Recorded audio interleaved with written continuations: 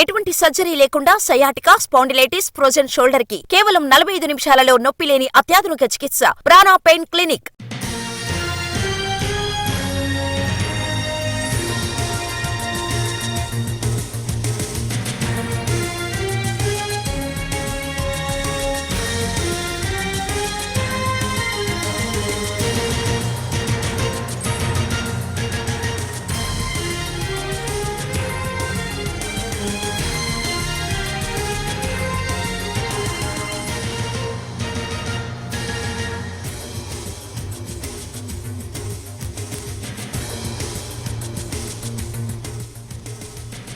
స్కూళ్లు, హాస్టళ్లలో పిల్లలకు నాణ్యమైన ఆహారాన్ని అందించే దిశగా తెలంగాణ ప్రభుత్వం కీలక నిర్ణయం తీసుకుంది.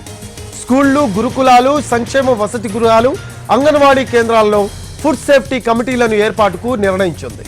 స్కూల్ హెడ్ మాస్టర్, గురుకులాల్లో వార్డెన్లతో పాటు మరో 2 ఈ కమిటీలో ఉంటారు. ప్రతిరోజు వంట చేయడానికి ముందు కిచెన్, స్టోర్ రూమ్ను వీళ్లు పరిశీలిస్తారు. అలాగే వంటకాలను రుచి చూసి నాణ్యతను నిర్ధారించాల్సి ఉంటుంది. ఆ తర్వాతే పిల్లలకు ఆహారం పెట్టాల్సి ఉంటుంది. అలాగే ఆహార పదార్థాల ఫోటోలను ఉన్నతాధికారులకు పంపాల్సి ఉంటుంది.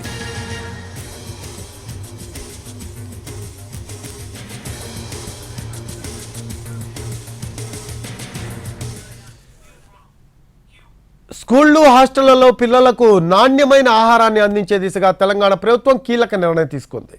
స్కూళ్లు, గురుకులాలు, సంక్షేమ వసతి గృహాలు, అంగన్వాడీ కేంద్రాల్లో ఫుడ్ సేఫ్టీ కమిటీలను ఏర్పాటుకు నిర్ణయించింది. స్కూల్ హెడ్ మాస్టర్, గురుకులాల్లో వార్డెన్లతో పాటు మరో 2 ఈ కమిటీలో ఉంటారు. ప్రతిరోజు వంట చేయడానికి ముందు కిచెన్, స్టోర్ రూమ్ను వీళ్లు పరిశీలిస్తారు. అలాగే వంటకాలను రుచి చూసి నాణ్యతను నిర్ధారించాల్సి ఉంటుంది. ఆ తర్వాతే పిల్లలకు ఆహారం పెట్టాల్సి ఉంటుంది. అలాగే ఆహార పదార్థాల ఫోటోలను ఉన్నతాధికారులకు పంపాల్సి ఉంటుంది. దీనికి సంబంధించి లేటెస్ట్ అప్డేట్స్ మా కరెస్పాండెంట్ సుధీర్ అడిగి తెలుసుకుందాం. సుధీర్, కొత్త నియమ నిబంధనలు తెలంగాణ ప్రభుత్వం ప్రవేశపెట్టినట్టు తెలుస్తూ ఉంది. ఆహారాన్ని అందించే నాణ్యమైన ఆహారాన్ని అందించే దిశగా తెలంగాణ ప్రభుత్వం కీలక నిర్ణయం తీసుకున్నట్టు మనకి సమాచారం అందుతూ ఉంది. దీనికి సంబంధించి లేటెస్ట్ అప్డేట్స్ ఏంటి సుధీర్?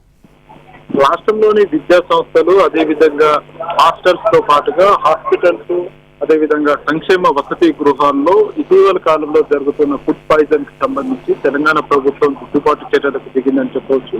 ఇప్పటికే విద్యాశాఖ, అదేవిధంగా ఇతర డిపార్ట్మెంట్స్ పూర్తి స్థాయిలో అప్రమత్తమయ్యాయి. ఈ నేపథ్యంలోనే దీనికి సంబంధించి ఫుడ్ సేఫ్టీ కమిటీలను కూడా ఏర్పాటు చేయాలని చెప్పేసి కాసేపు క్రితమే రాష్ట్ర ప్రభుత్వ ప్రధాన కార్యదర్శి శాంతకుమార్ ఉత్తర్వులు జారీ చేశారు. ఇందుకు సంబంధించి 3 అధికారులతో కలిసిన ఒక కమిటీని అయితే ఏర్పాటు చేశారు. ఫుడ్ సేఫ్టీ కమిటీ అని చెప్పేసి ఏర్పాటు చేశారు. ఈ కమిటీ ఖచ్చితంగా ప్రతి రోజు మధ్యాహ్న భోజనానికి సంబంధించి కావచ్చు, లేకపోతే ఆసుపత్రిలో వడ్డించే ఆహారానికి సంబంధించి కావచ్చు, ముందుగా ఎవరైతే ఆహారాన్ని ప్రిపేర్ చేస్తారో ఆహారానికి ప్రిపేర్ చేసే వసతులు ఎట్లా ఉన్నాయి, అక్కడ కిచెన్, వంటశాలలు ఏ విధంగా ఉన్నాయి, పరిశుభ్రంగా ఉన్నాయా లేదా, అదేవిధంగా అక్కడికి ఉన్న పరిసర ప్రాంతాలు ఏ విధంగా ఉన్నాయి అనే విషయానికి సంబంధించి పూర్తిగా వాళ్ళు దాన్ని ఐడెంటిఫై చేయాల్సి ఉంటుంది. ఆ తర్వాత ఫుడ్ సేఫ్టీ బృందం వండిన ఆహారాన్ని రుచి చూసిన తర్వాతనే మిగతా వారికి వడ్డించాల్సిన అవసరం ఉంటుందని చెప్పేసి కూడా ఇందులో